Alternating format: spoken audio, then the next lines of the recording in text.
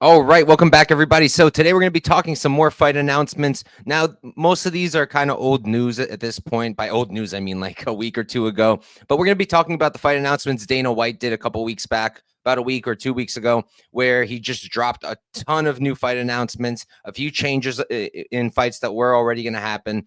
And I did drop 2 videos already, kind of talking about a few topics like Ilya moving up and with Bilal and Jack. But I think from now on, we're going to be kind of doing videos that are a little bit longer and cover a few more topics rather than just doing it all separate. So today I'm going to be talking about all of that, all of those fight announcements.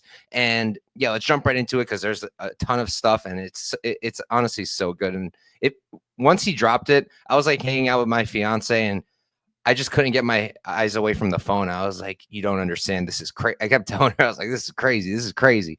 And as he kept talking, it just got crazier and crazier, and it made me really excited for this year. I feel like the UFC is going to kill it this year, and I'm really hyped to see what they do, and they're already making really fun matchups. So let's start with the one that I think stood out the most was Ilya Topuria vacating. So the guy comes into the UFC not even that long ago. I think it was like 2020 or 2021, beats Yusuf Zalal on short notice, and then just slowly but surely, not even that slowly, just blasts up the rankings, takes out a bunch of people, and then fights Alexander Volkanovski. At the time, a guy who was just dispatching everybody, beat Max Holloway 3 times, beat Yair Rodriguez, beat Korean Zombie, beat Brian Ortega, literally beat everybody in the division. And then Ilya comes up, knocks him out.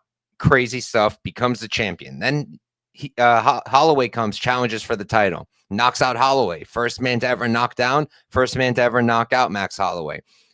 And then he's like, you know what? I've done enough. I'm going up.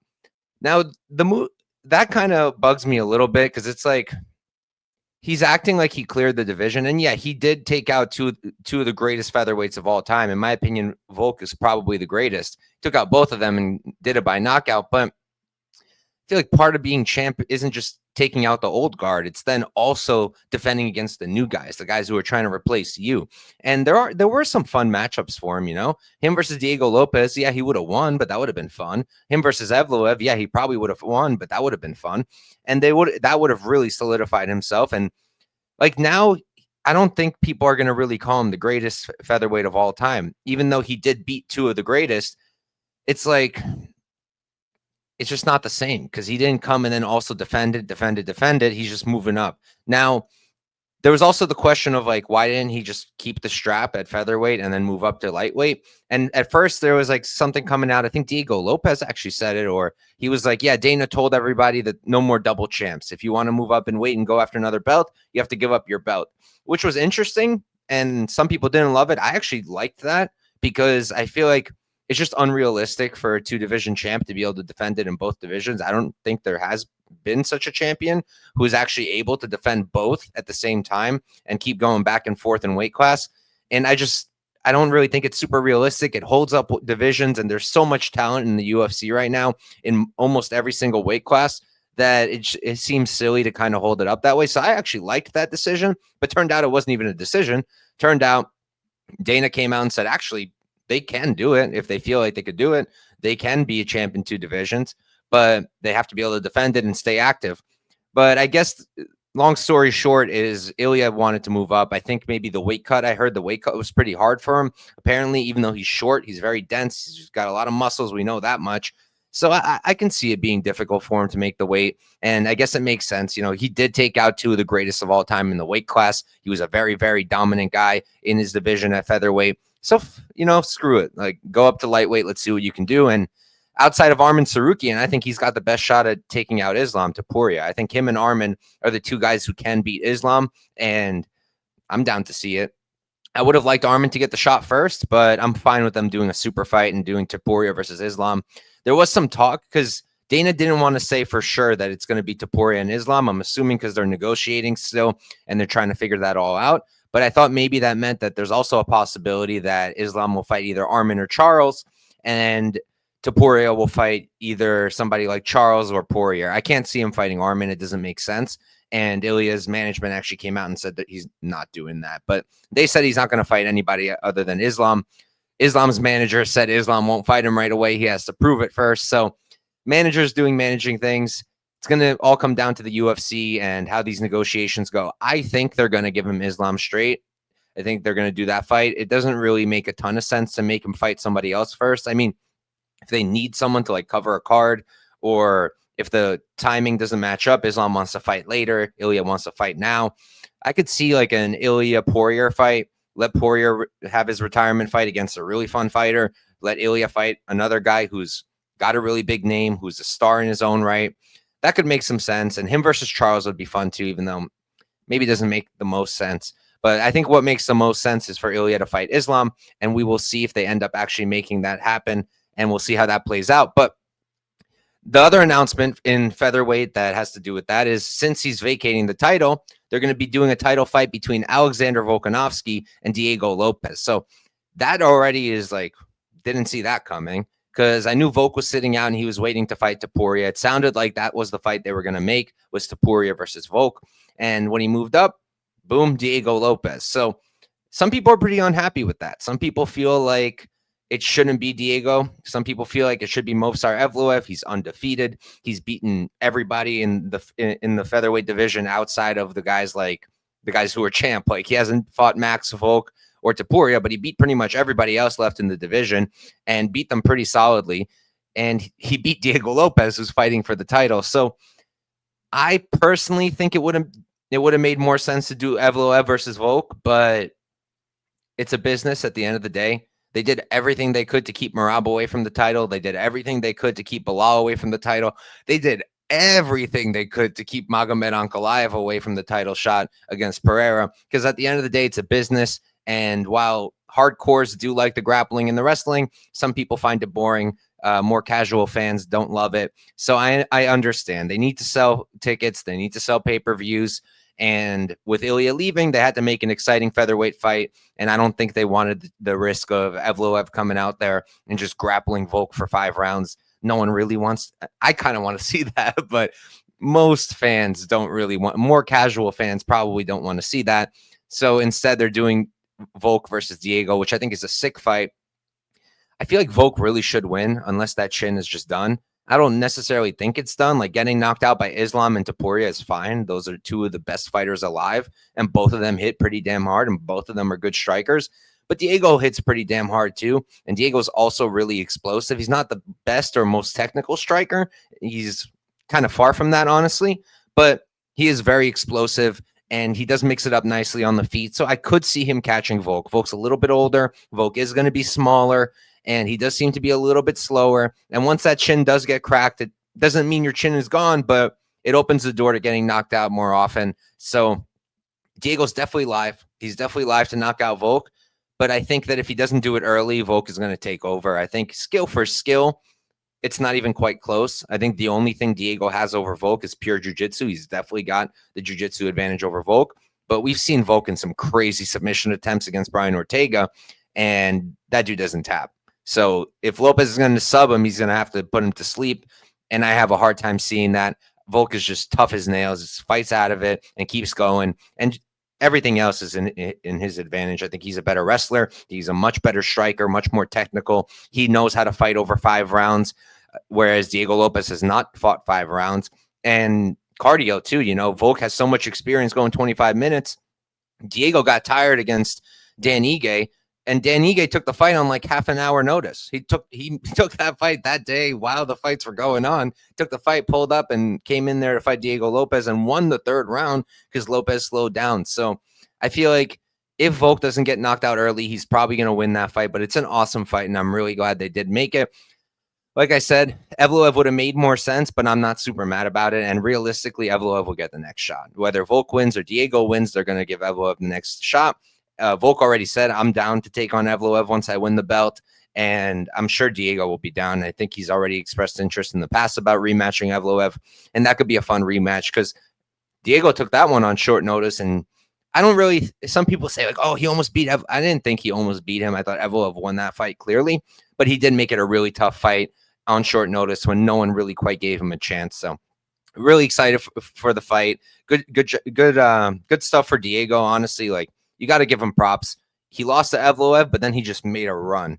And now he's fighting for a title against one of the greatest to ever do it at the division. But all right. And then I guess one other last piece of news at featherweight is they signed Patricio Pitbull. Let's go. It's about time. He's 37 years old, which is super, super unusual for the UFC. They do not normally sign guys who are of that age, who are kind of past 35 years old. You don't really see them ever signing anyone, but it makes a ton of sense to sign Pitbull because why not? He's got about 2 to 3 fights left in him. He's already got a pretty big name outside of the UFC. Like, most casual UFC fans won't know who he is. Sure, they didn't know who Chandler was either. Chandler was a little bit older, and Chandler burst onto the scene, knocked out Dan Hooker, and now he's like a top guy at lightweight, even though he's barely even won in the UFC, if we're being real here. But he's just an exciting, fun guy. And Patricio Pitbull, also really fun, exciting guy. He might be 37, but he's still got it. He's still winning. He beat Jeremy Kennedy not too long ago. That was a great performance by him. And Jeremy's a guy who's also good, and he's a younger guy. And Pitbull was able to beat him, able to finish him.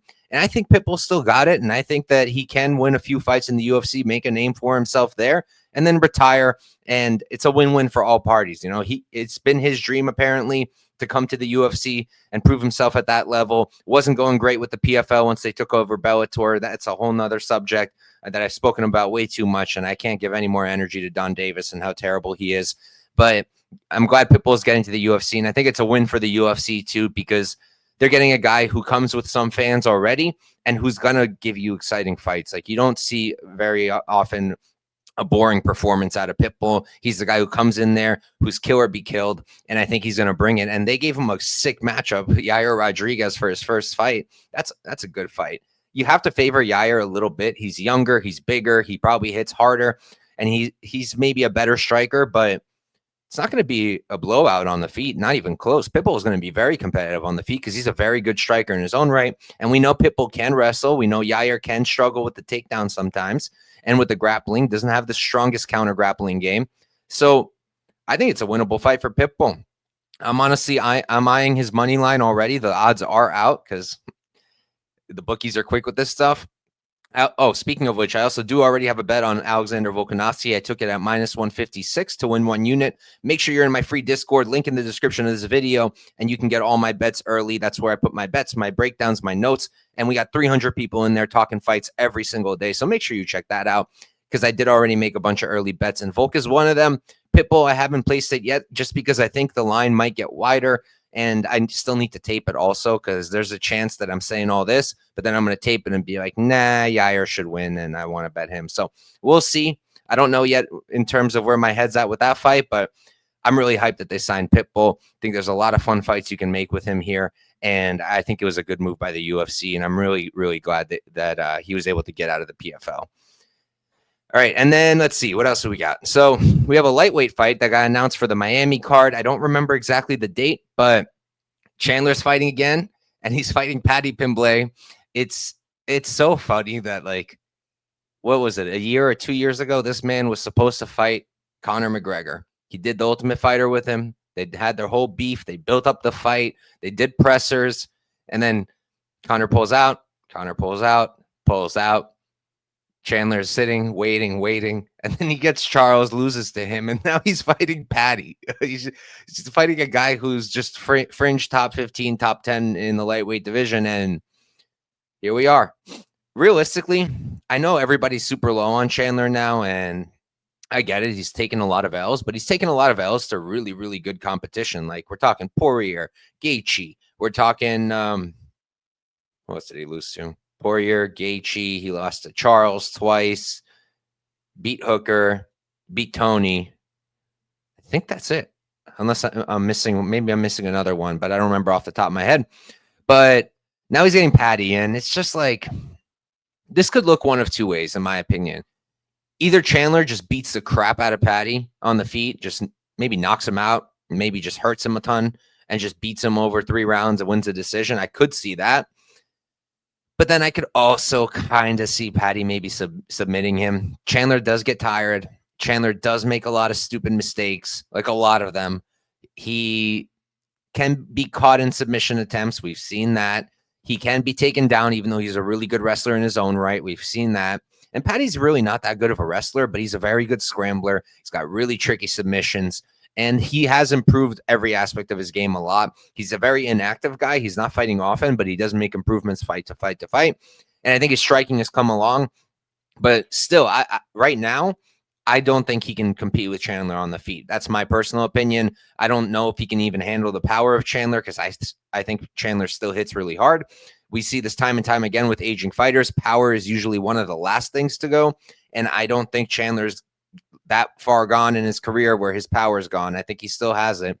So I feel like he's going to knock out or beat up Patty, but I could see a world where he's beating on him and then Patty catches him in a sub, is able to scramble, do something. I wouldn't be shocked. So it makes sense now that they opened the line. I think Patty's the favorite now. He's like minus 135 or minus 150. And then Chandler's like plus 125, plus 130. I'm going to play Chandler. I just am. I already know myself. I know these two very, very well. Obviously, I'm going to tape. I tape every single fight that I bet on, but I'm going to bet on Chandler for sure. I haven't yet. I'm going to wait because I think people are very low on Chandler now. And I think that everyone's just going to be running to bet Patty, bet Patty, bet Patty. And then I'll get in on Chandler at a decent price. So at the end of the day, it's a good matchup. Chandler needed an easier fight at this point because he's just been fighting the top guys and losing to all of them. His only 2 wins are Hooker, a really good fighter, but he caught him early. We don't know how that fight plays out over an extended period of time. And he beat Tony in like the twilight of Tony's career, not peak Tony. So let's get the guy a win. Let's get the guy a win, and Patty would be a good start. All right. And then another fight that got announced, Manon Fiorot is finally getting her title shot against Shevchenko. I was a little worried that it wasn't going to happen because Wei Li had that win over Suarez and expressed interest in moving up and fighting Shevchenko. And Dana was kind of like, I'll give her whatever she wants. Whatever her team wants, I'll tell them they can have it. So I was a little worried that they were going to skip Manon and just do that fight because it is a super fight. And by doing Manon Shevchenko first, you're kind of risking that super fight because, yeah, Manon versus Wei Li is also fun, but people know Shevchenko. People, like, she's a name. She's a household name. She's one of the greatest to ever do it. In my opinion, probably the greatest to ever do it in terms of women's MMA. I have her over Nunes personally, and I think that really would have been a crazy super fight, her versus Wei Li. So kind of torn because, like, I also want Manon to win, but I kind of want to see Shevchenko versus Wei Li, so I want Shevchenko to win. And then it also gets tricky because it's like if Manon beats Shevchenko, is Shevchenko going to get a rematch? Probably, unless it's like a blowout. She'll probably get a rematch. And then the whole thing gets held up again. The whole division gets held up again. There is other people in the division who I think are very going to be deserving of a title shot. The one that comes to my mind is Natalia Silva, who I think is a future champion. I don't have much doubt in my mind. I think she beats all of these women, and I think she is going to be champion. It's just a matter of when, not if. So I don't want the division to get held up because that woman's never going to see the title shot. If Manon wins, they have to rematch with Shevchenko, then Wei Li, and then what? In 2 years, we're finally going to get Natalia Silva into the title shot. But regardless, for this fight, I am really excited about it. I've been high on Manon since she made her UFC debut. I've been backing her this entire time. I backed her against Erin Blanchfield. I thought she should win that fight. She did. And I'm really excited to see how it plays out with Valentina because I think people are kind of already kind of just casting Valentina aside and saying Manon is going to win. And I do agree that on the feet, Manon is going to be much better. I think she's going to be a better striker, and I think she's going to have a lot of success. But at the end of the day, Manon doesn't have a ton of 5-round experience. She does have it, but not a ton of it now. Shevchenko has a ton of it. She's a very experienced champion. She's defended her belt many, many, many times. She's had many, many 5-round fights. And the difference between her and someone like Blanchfield, because I think what people are thinking is, oh, Manon stuffed all the takedowns from Blanchfield, who's an incredible wrestler. Shevchenko won't take her down. But I talk about this all the time. There's a really big difference in MMA. Pure wrestlers will have less wrestling success than a lower level grappler who does have better striking because they can set it up with their hands. Erin Blanchfield, at least at the time that she fought Manon Fiorot, she did not have good striking at all. She did not have anything to set up the takedowns with. So everything was a panic shot because there was no plan B. There was, I have to get this takedown. I don't have anything else. The difference with Shevchenko is Shevchenko can strike. Like nobody can take that from her. She's got power and she can strike. She's not as fast anymore. She is older now, but Manon's also on the older side of things. I think they're about the same age. So can't really put too much into that. And I do think on the feet, Manon is better and faster, but not by much. And I do think there is a really big gap in the grappling. I think that Manon, I'm sure she's really improved her takedown defense already and gotten it better. But I think it's going to be a different kind of challenge with Shevchenko, who can also strike and then can also mix in that wrestling. I thought Shevchenko looked really good against Grasso when she got her belt back. That was a great performance. And personally, even though I'm a huge Manon fan and I've been rooting for her to get the title shot for a long time, I feel like Shevchenko is going to win. That's my personal opinion. I don't have a bet yet. I don't know if I'm going to. It's a spot that I definitely have to tape and I definitely have to think about long and hard before I put any money on it. But it's a fight that I'm very excited about. I just hope that it doesn't hold up the entire division. All right, and then ton of news at welterweight, right? So originally, we were all under the impression that Bilal was going to be fighting Shavkat. That was the fight to make after Shavkat beat Ian Gary. So we all thought he was going to be fighting Bilal next. And I guess that was the plan, but then Shavkat got the injury and got injured, and they needed somebody to step up and take on Bilal, and they're putting it on the Canada card, I believe, 315, I think, if I'm not mistaken. And at the same time, Jack Della Maddalena was supposed to be fighting Leon Edwards at UFC London that's coming up. And that was a good fight that I think I did a separate video on. But once Shavkat was no longer in the picture, the UFC needed somebody to step up to take on Bilal. I think nobody wanted to make Bilal versus Edwards 2, because really, who wants to watch that? I don't think any of us want to watch that. So they put in Jack Della Maddalena because Jack can lose. I think Jack will lose, but he's going to bring the fight and he's going to make it exciting. He's not going to, like Leon, I don't know what happened with him, but sometimes Leon just isn't all there in his fights. He doesn't always fight like 100%. Jack always fights 100%, no matter what. Even if he's down, he's losing. He was losing to Gilbert Burns, and he still came out there and he got that knockout last second, got it done. And he's a guy who just won't go away. So I understand why the UFC made this decision and gave it to him and not somebody else, because there are other people in the weight class who you could have probably stuck in there last second. I would have maybe considered Pratesh, but I think maybe they're not trying to rush that. And Jack maybe is a little bit more deserving right now. So they did Jack, and Jack is stepping up. And it's a good fight. I think there's a very, very clear wrestling advantage for Bilal. That's been a hole in Jack's game. We saw Gilbert Burns take advantage of it. We saw him struggle with Basso Hafez in the grappling. That was mostly his own fault because he kept going guillotine. But regardless, he did get taken down. And Bilal was able to, not Bilal, Gilbert was able to take him down too. And I think Bilal is a really good wrestler. He has very good control. He's very good on top. He has very good cardio. So I do think Jack's going to struggle with that. But Bilal's been hurt before. Bilal's been knocked out before. And Jack hits really hard. He's a very good boxer. I think he's a better striker than Bilal, even though Bilal's saying he's the best striker in the division. And I am a fan of his. I don't know if I'm ready to go ahead and say that he's the best striker. I think Jack is better than him at least, and I think Jack hits harder. So and Jack, while he can be taken down, the guy can scramble. That's for sure. So it's not going to be easy for Bilal to hold him down. He's going to have to keep taking him down. Both guys' cardio is going to get tested. We know Bilal has the gas tank to keep it going. We don't know for sure with Jack, but my gut tells me he can handle it as well. So I think it will be fine in the cardio department. And while I'm picking Bilal to win, and I'm a bigger fan of his than Jack's personally. No, that's probably not popular, but for me personally, I like Bilal better. I do think that the current line already is kind of crazy. Jack's like plus 200, and maybe it'll get even wider. And at that point, I might hop in and take a shot on Jack. We'll see. It's a fight that I definitely need to tape and check out. But either way, it was a good job by the UFC. I think they got dealt a crappy hand there where Shavkat fell out. Everybody really wants to see Shavkat fight for the belt, but I think Jack was a good last-minute replacement. And now the other announcement that Dana came out with in that weight class, since Jack, who's supposed to fight Leon Edwards at UFC London, stepped down and is now fighting Bilal, somebody had to step up and fight Leon Edwards at UFC London, and they're bringing in Sean Brady. Sean Brady's going to be fighting Leon Edwards at UFC London, and I think that's another solid fight. I already have a bet on Brady. Like I said, check out my free Discord. link in the description of this video. That's where I post all my bets, my notes, my breakdowns, and that's where we talk fights every single day. And I already posted my bet there. I do have 2.8 units on Sean Brady to win 2 at -140. And I just think he's going to replicate what Bilal did personally. I think he's got the grappling for it. I was never a huge Sean Brady guy. I always questioned his striking. I always questioned his chin. And I bet Bilal against him when Bilal beat him.